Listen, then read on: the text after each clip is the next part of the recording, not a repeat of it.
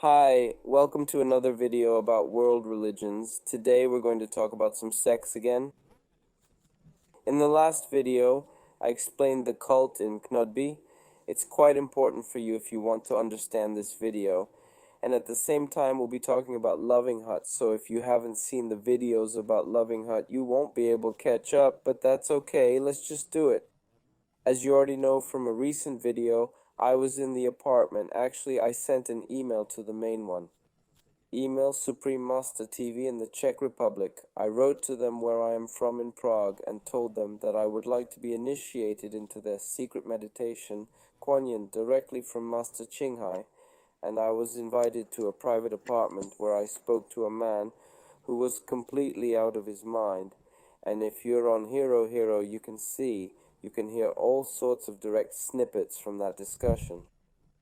I almost posted just a tiny piece on YouTube, and similarly, you can find parts at Hero Hero where Helge Fosmo himself speaks directly. And why do I mention this? Because Ching Hai is a bit like Asa Waldau, just more insane. She is actually some sort of charismatic leader who created a religious system in which it's not democratically or transparently allocated, but where it really is just based on respect for her, some personal obedience in that relationship, which means that just like with maybe Valda and Helge Fosmi, that Fosmo Fosmak just Fosmak. So it actually enables the environment to stand out for crazy individuals like that jerk I fell in love with.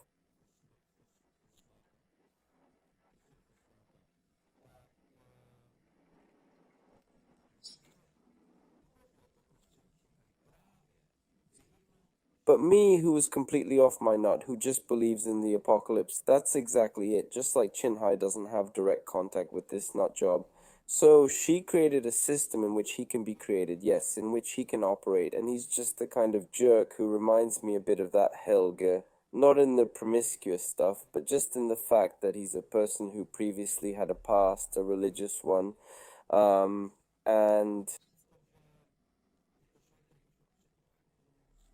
he can, if he dislikes this community or just by being given the power to work with it.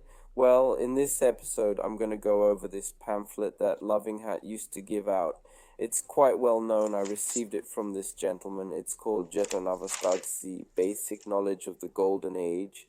Wisdom that I'm sure you'll hopefully maybe will change your perspective on the universe, life, the world, and I thought that the magazine is pretty good at identifying the positive and negative traits of Loving Hat, so you can figure out what's valuable about it and what's not. So the first two-page spread, yeah, it looks like this. And there are some diseases related to eating meat, some consequences of eating meat, some results of consuming milk, yeah, and different things here, like things that can negatively affect us. You don't need more vitamins, but you need less poison. Yeah, some stuff here again. HM, like the basic concept, is probably well intentioned. The problem is that here again it seems to be connected with the spiritual devastation of nature by health. Yes, for instance, independence, there are breatharians, breathers, people living only on cosmic energy. Evidently, fruitarians, waterarians only on water, but underneath that there are